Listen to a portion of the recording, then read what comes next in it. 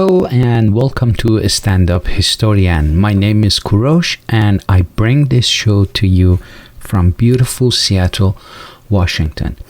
Tonight I have prepared a subject that I hope you enjoy it. It has to do with Gnosticism, Archons, and a lot of beliefs that comes from Gnosticism has some roots in Christianity and also many different cultures around the world.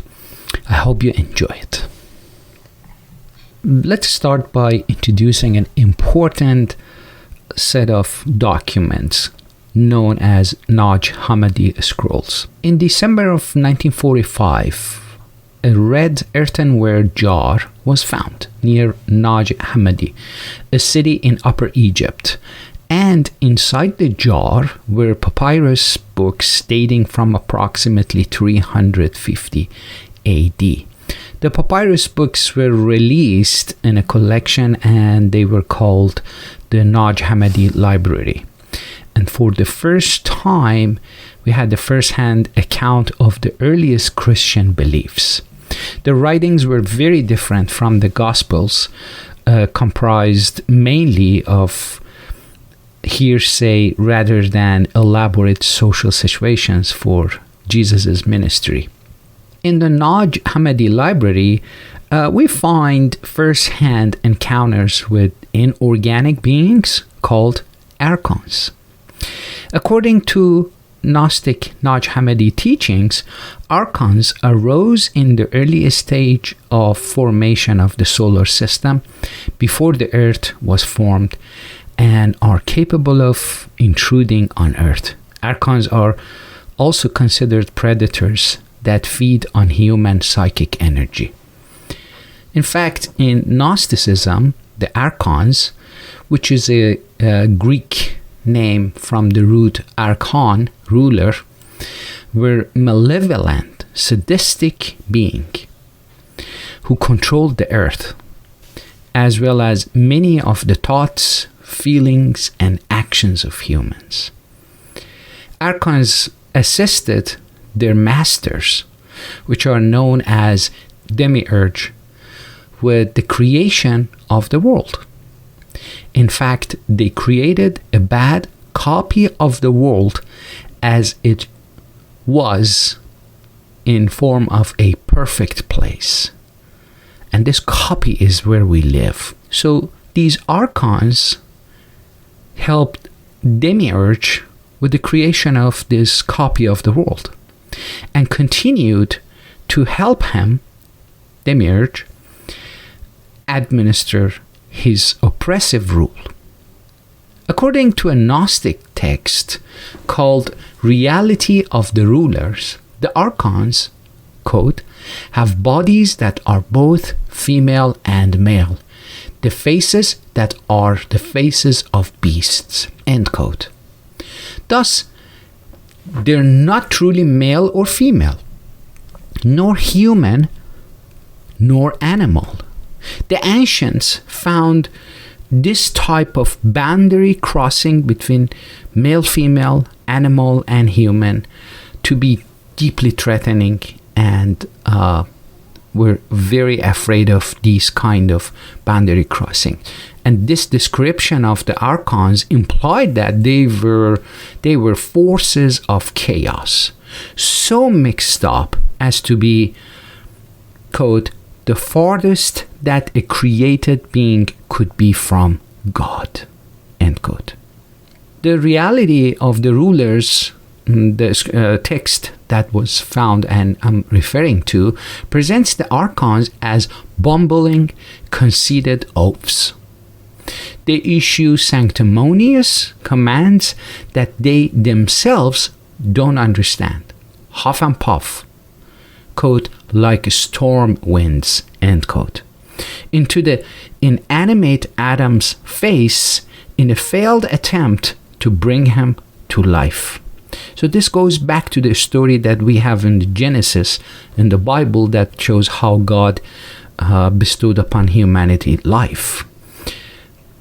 But these Archons, when they tried to do that, they failed to bring the man which was made from the dirt of the earth to life. Think they are raping Eve when they are really raping an empty image of her, and have to call out to Adam and Eve to find them after Adam and Eve have hidden from them. So you see, this is a parallel story to the story that we read in the Bible. And some scholars, they call this a copy of the world we live in, a copy of the paradise that was created by God, and he gave life to man, to Adam and Eve, and they were living in the quote-unquote paradise. And these Archons created a copy, a very bad copy of that world. And that, again, some scholars believe that we live in this bad copy of the world, in this hijacked form that we are in right now. That's why it says they tried to huff and puff like a storm winds into the inanimate Adam's face in a failed attempt to bring him to life, and then they called them to see where they have hidden. Despite their sometimes lacking in competence, the Archons were extremely powerful beings whom the Gnostics dreaded. They are mainly incompetent. They have this parasitic life because they need humanity to live, and they live on fear, insecurity, and lack of trust in humans. And the Gnostics knew that Archons, at the same time, with all their weaknesses and all their issues and their incompetence, they were very powerful. The reality of the rulers quotes Ephesians chapter 6 verse 12. Our contest is not against flesh and blood, rather the authorities of the world and the spiritual hosts of wickedness. To make the point that the Archons were what stood between humankind and salvation, Gnostics referred to this Ephesians 6:12. It was they whom Christ had been sent to earth to overcome. In fact, Gnostics believed that it was Archons that Jesus came to earth to destroy them and to warn humans about their existence. In the ancient world, the self was not seen as being as autonomous as we today think of it as being. It was a playing field where various forces intermingled and battled, ultimately giving rise to our thoughts and actions, good and evil, forces of good and forces of evil. In the past, humanity was the very place that all the forces of good and evil exist, and they fight for the soul of humanity. For the Gnostics, the Archons were among the most powerful and ubiquitous of these forces. So Archons, they believed to be one of these forces. They were the ones who were ultimately responsible for all the evil thoughts and actions of humankind. It gets worse. Since the Archons had created humans in the first place, they had created humans to be extremely susceptible to their influence and to be almost unable to resist it.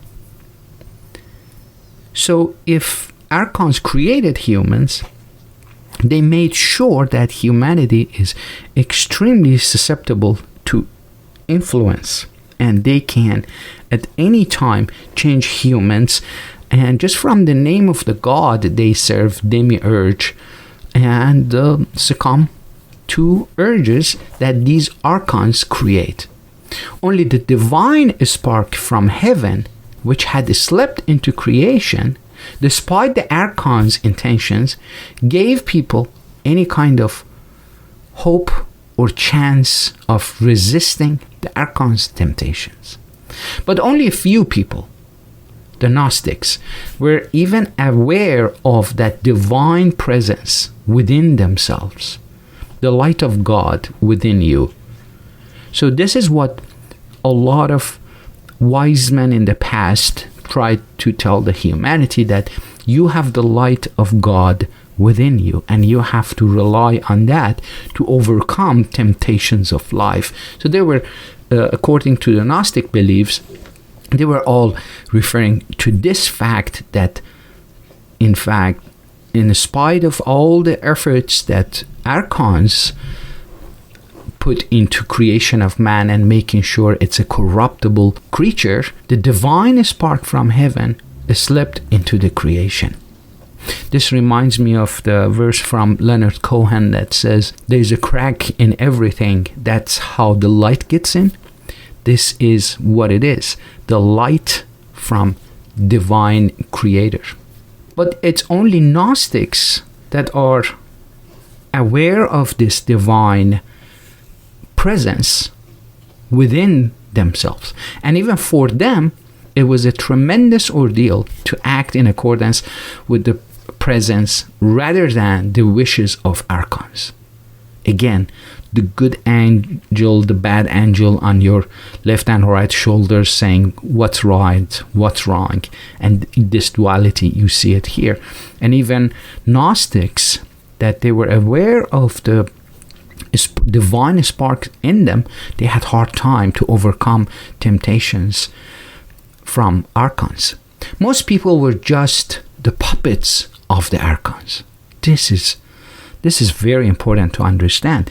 Even today, when you look at the humanity, you can apply this belief that there are just a few that they believe that we have divine spark in us, despite of all the temptations and all the flaws and all the issues and weaknesses we have. And if we could just rely on that divine spark, we could free ourselves and become one with our God. Thus, the normal default state of humans was literal demonic possession. Everybody on earth is possessed by demons, which are Archons. It's fitting that the Gnostics identified the Archons with the entities that were worshipped as pagan gods. How could you fail to worship a god that already possesses and controls you? He's inside you. If a person is possessed, how could you fail to worship that god? The number of Archons varies across the Gnostic texts, but there are commonly said to be 7 Archons, whose identities and names also are different from one text to the next. These 7 corresponded to the 7 planets that had been identified in antiquity, whose movements were credited with producing astrological faith. And we still look at the stars for our faith. And those 7 original planets, which they were present in ancient times, each relates to one of the Archons. Astrological faith was the main means through which the Archons controlled people's lives. After giving a list of 7 Archons, the Secret Book of John, that's another book from the collection of Gnostic books, or Naj Hammadi. Secret Book of John says, this is the 7-fold nature of the week. The 7 Archons also corresponded to the 7 days of the week, which could be expected since the days of the week were already named after pagan gods and planets to which they correspond. So before I go any further, let me tell you a little bit about these 7 days of the week. Sunday is obviously the sun's day, the name of a pagan Roman holiday. In many folklore traditions, Sunday was believed to be a lucky day for babies to born. Many societies have worshipped the sun and sun gods. Perhaps the most famous is the Egyptian sun god Ra. So that's Sunday. Monday comes from another pagan god, which is the moon's day. On this day, people gave homage to the goddess of the moon. And remember, these are all corresponding with the heavenly bodies, as Gnostics were explaining. It was believed by ancients that there were 3 Mondays during the year that were considered to be unlucky. First Monday in April, second in August, and last Monday in December. So far we have Sunday as the sun's day, Monday as the moon's day. And now let's see what is Tuesday. Tuesday is the first to be named after a Germanic god, or pagan god, Tiu or Tuia, a god of war and sky, and associated with Norse gods, Tyr, Tyr, who was a defender god in Viking mythology. So that's our Tuesday. Tiu is associated with Mars also. He is usually shown with only one hand. In the most famous myth about Tyr, he placed his hand between the jaws of the wolf Fenrir as a mark of good faith, while the other gods pretending to play. Wednesday means Woden's day in Norse, Odin. The Old Norse's equivalent to Mercury. So Wednesday is associated with Mercury. Tuesday was associated with Mars. Thursday was, yes, you guessed it right, Thor's day. Thor, the famous Thor, named after the Norse god of thunder and lightning, very famous from all the Marvel and DC movies and what have you. And it's Old Norse equivalent to Jupiter and associated with Jupiter. So that's our Thursday. Friday is associated with Freya, the wife of Woden and the Norse goddess of love, and obviously associated with the planet Venus. And finally, Saturday derived from the Saturn's day, which is planet Saturn. So when Gnostics said this 7 days of the week are associated with 7 heavenly bodies, we have Sunday with the sun, Monday with the moon, Tuesday Mars, Wednesday is associated with Mercury, Thursday Thor's or Jupiter, Friday Freya or Venus, and finally Saturday with Saturn's day. So you see how these days, their names came to be what they are today. Though this string of connections, the Archons also corresponded to the 7 days of the creation in the book of Genesis. The Gnostics interpreted the plural os or Elohim in Genesis 1:26. Elohim is a plural in Hebrew. Let us make man in our image, as referring to the Archons.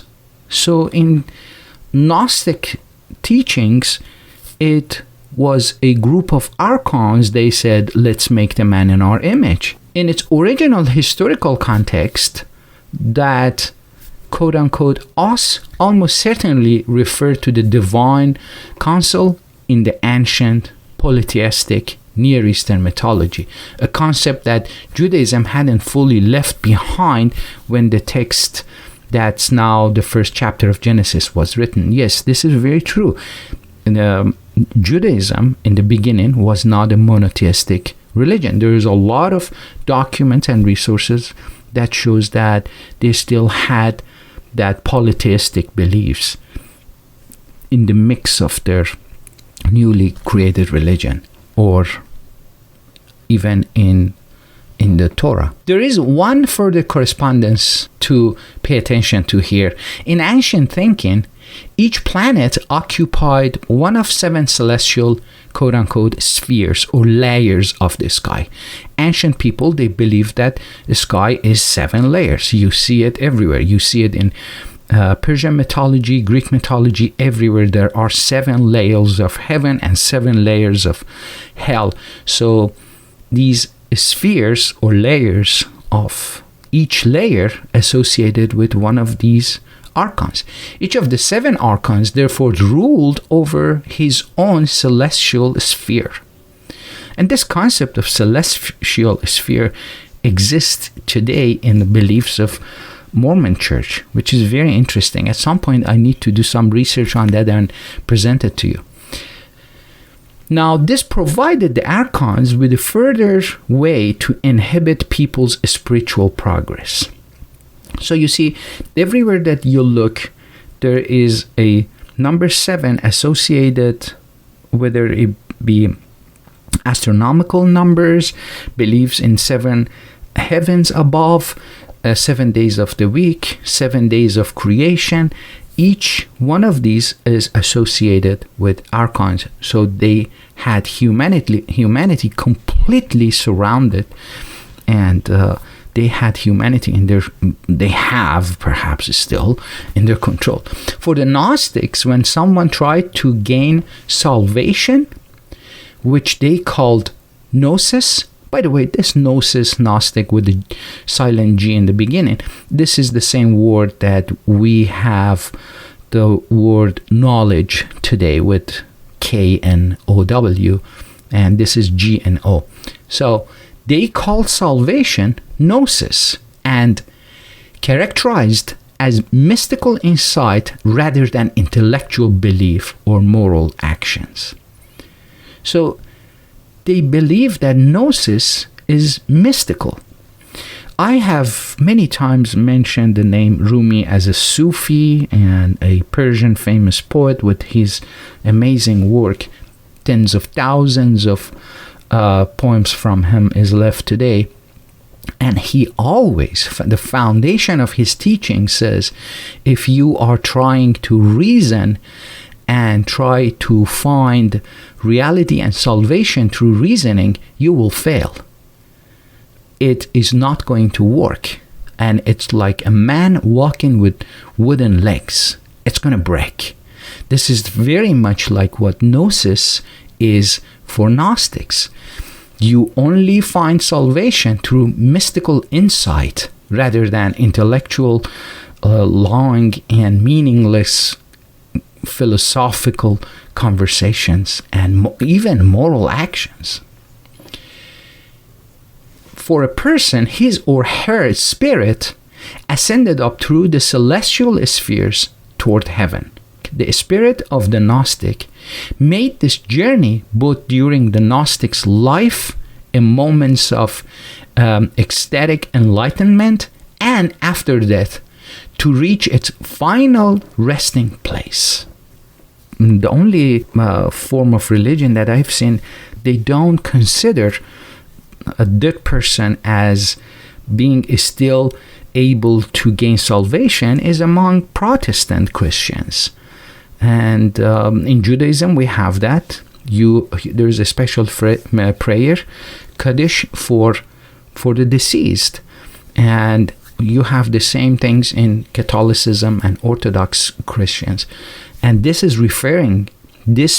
part is referring to the fact that a person has an opportunity to gain gnosis, knowledge and salvation, while the person lives on earth by knowing his or her divine spark and clinging to that and trying to use that for salvation.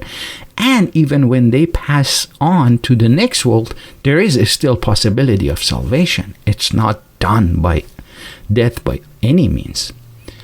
But the mature Gnostic was able to overcome all of the archons and ascend all the way to heaven, which made him or her superior to the very creator and rulers of the world, which are archons in their belief. Another 7 that just popped into my mind was 7 deadly sins. The 7 deadly sins, which are lust, gluttony, greed, sloth, wrath, envy, and pride. So they are also associated with 7 archons. So you see they are omnipresent, and as I mentioned it, ubiquitous, which means they are present everywhere at any given time. And humanity has little chance to escape from them. That's why the salvation doesn't come to everybody. Archons are not just a figment of imagination for Gnostics. Archons, they have a precedent in Christianity. As bizarre and perhaps unchristian as Gnosticism's archons may seem, the concept probably came from the Gnostics' good faith interpretation of the scripture and mythical traditions they shared with other Christians of the late 1st and early 2nd centuries. So this was an interpretation from the already existing Christian teachings and beliefs, the existence of archons. This process seems to be encapsulated in the first paragraph of the Reality of the Ruler script. The text begins by quoting the Apostle Paul's aforementioned statement in Ephesians 6:12, which said, again, quote, "Our contest is not against flesh and blood, rather the authorities of the world and the spiritual hosts of wickedness," end quote. The text then promises to inform the curious reader about the nature of this quote-unquote authorities, after which begins a description of and commentary on the archon's role in the creation of the world. So these Gnostics, they borrow from Christian writings, for example, Ephesians that I just mentioned, and they build on top of that the belief in archons, and they start their commentary and description of what these archons are and the role they play in the creation of the world. The entire text is essentially an interpretation of Paul's teachings. Much of the same can be said for the idea of existence of the archons in and of itself, which makes it highly probable that the Gnostics received their inspiration for the idea from Paul. So it's not too far from the Christian beliefs.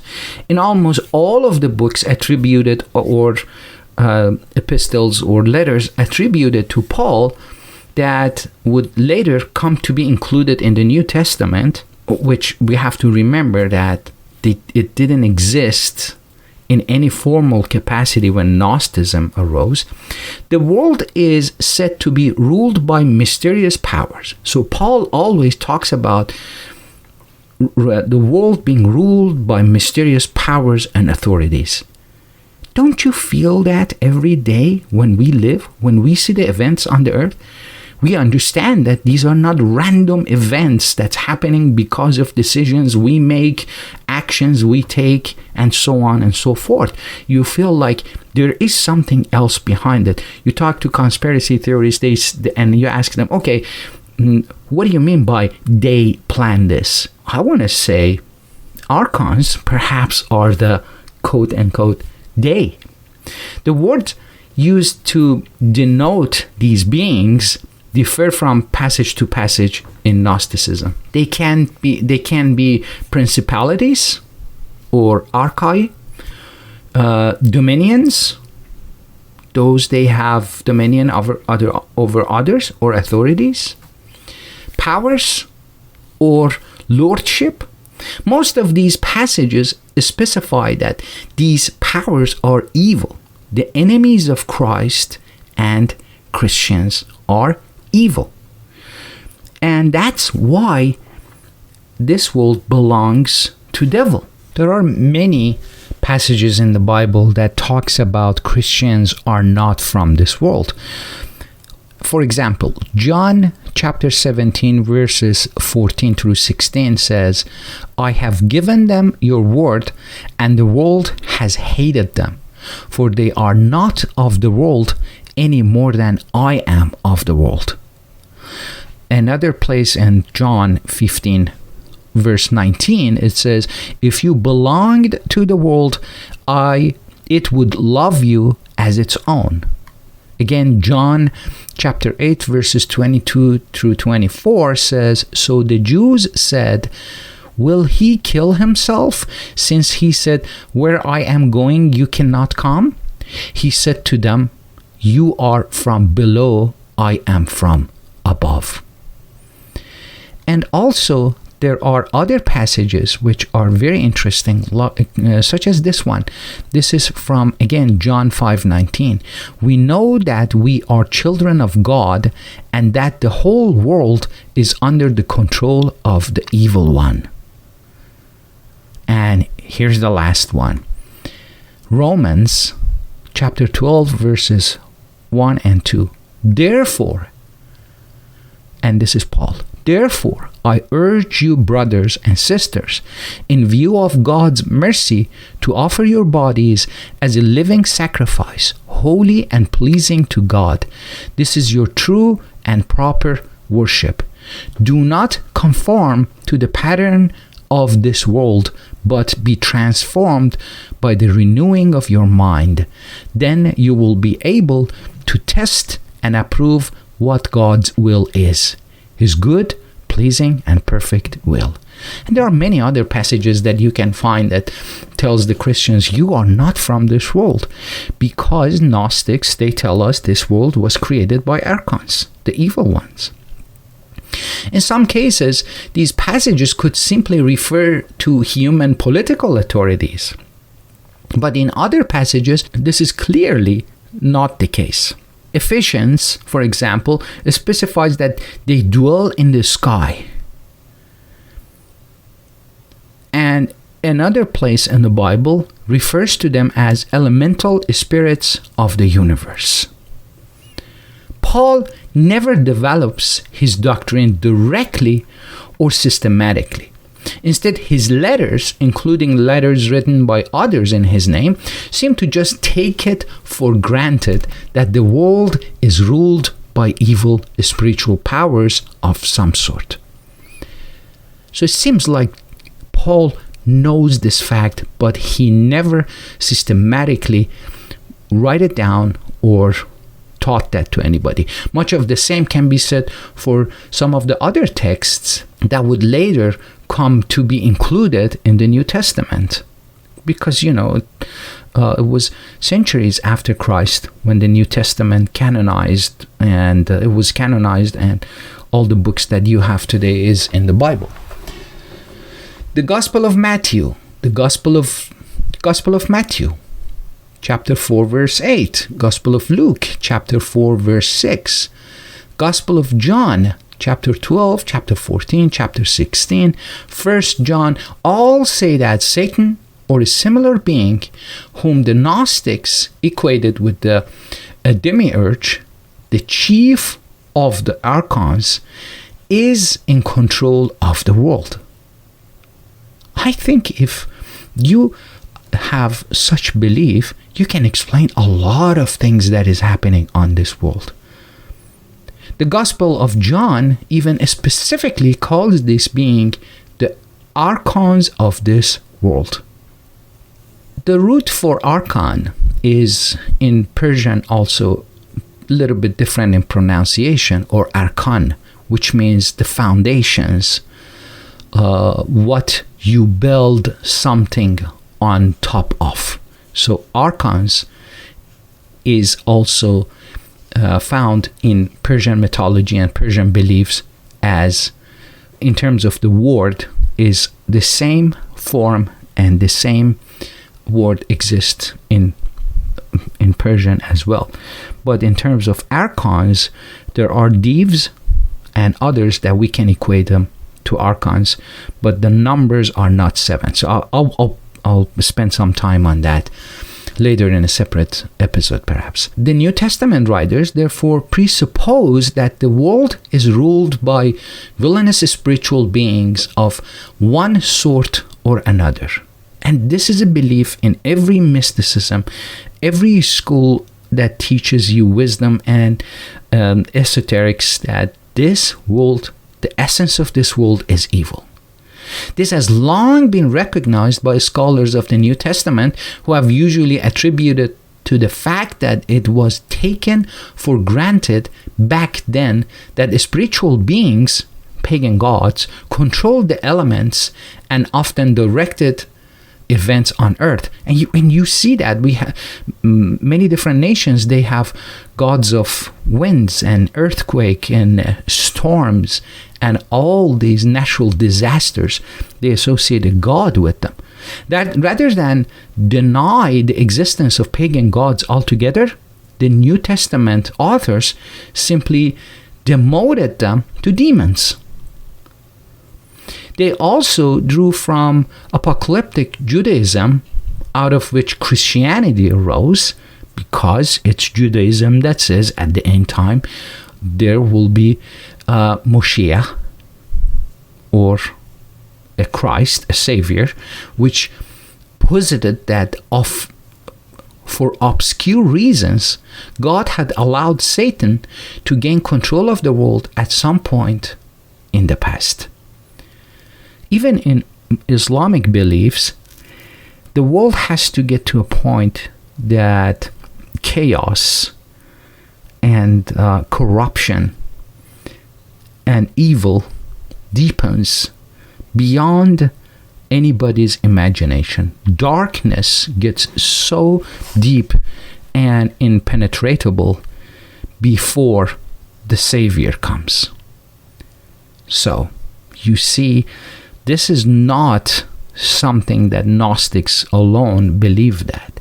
So the world God opened the hands of devil and said, okay, this is yours. And he's playing all his chips today. Jews of the period and early Christians also believed that the good angels in the service of God presided over the elements and various facets of life. These angels were pagan gods who, instead of being demonized, had been depaganized, if you will, and placed in the service of God. This is getting very, very interesting when you read this Gnostic beliefs and you try to put them all together and try to explain them. As I explain this to you and go over all these notes that I have, things start popping in my mind, and I start thinking, some of these bad guys changed side and became God's angels. The leaders of this troop of angels were commonly said to be 7 in number, 7 archons and 7 good angels, with countless lesser angels under their command. Each of these 7 angels dwelt in his own celestial sphere. As I said, 7 layers of heaven. Even Irenaeus, a 2nd century Christian bishop who wrote extensively and passionately against the Gnostics, believed in this notion.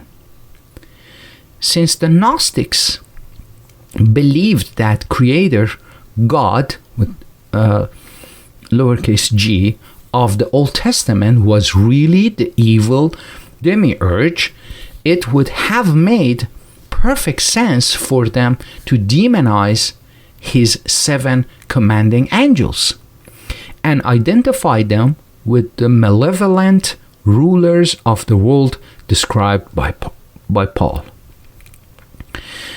After all, as we have already seen, the Gnostics explicitly identified the Archons with the pagan gods whom Paul had in mind in at least some of aforementioned passages from Paul's writings. Just to wrap this up, so we have Archons or Archons as evil creators of the earth for their Demiurge God. And they are predators that feed on human psyche and energy. And understanding Archons in Gnosticism, some people rely on ancient Sumerian records and Gnostic teachings and their illuminating effect. So, thinking about how Archons are being presented by Gnostics and references they have from Bible as the proof of their existence, although Christians and Gnostics, they have this long history of animosity, mostly Christian church, and there were times that Gnostics, they had large numbers, but eventually it was the church and the dogma of the church that prevailed and gave us the Christianity that we have today. But Gnosticism has become the source of a lot of attention, and in many cases, when you study what they say, it makes sense. So, in short, in Gnosticism, the world is created by evil, but God put a spark of divine life in every human, and a chance for humanity to escape this vicious cycle of life, death, rebirth or reincarnation, and living through this again and again and again.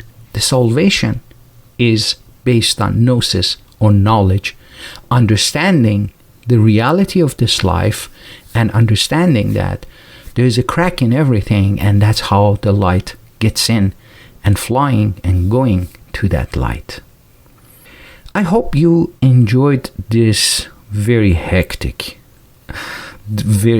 episode, because as I was presenting this to you, a lot of thoughts start pouring into my mind about Gnostics. I have to organize them for another episode. But before we leave, I'd like to add something that I found it very, very interesting. And that's about individual spiritual sovereignty is one in which human beings break away from this cycle by recognizing their God-given autonomy. So forget about good and evil presented.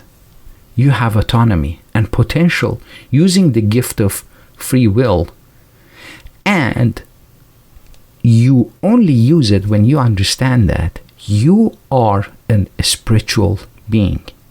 You are not just the biological skin that is presented and walks around in this physical world.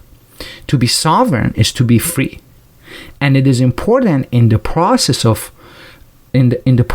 to affirm our sovereignty so that we can recognize the other interference of other beings in our energy field, limiting our potential intentions and life purpose. It is very important to have your guards up. Make sure that you filter what comes to your mind, what comes to your life. This is all about that. The so-called Archon matrix, therefore, demands radical new spiritual solutions. I said it in the beginning. They demand some sanctimonious commands, and they don't even understand what those things are. Don't you see those all around you in our world? But the truth is, the answers have always been with us for thousands of years, as the Hammadi scrolls demonstrate. Therefore, in reconnecting with our true potential, a return to Gnosticism as knowledge should perhaps be considered a worthy path, the knowing. By definition, the Gnostic path avoids any structural ideologies, any organized religion, except to say we must all sincerely being to explore within. The answers are within, not without. Without is a presentation or a projection created by evil, and it's all about deception. So when they say free your mind, turn your mind, look inside, find your spirituality, and search for salvation from there, not from the world. So I hope it didn't become too much preachy. Thank you very much for listening.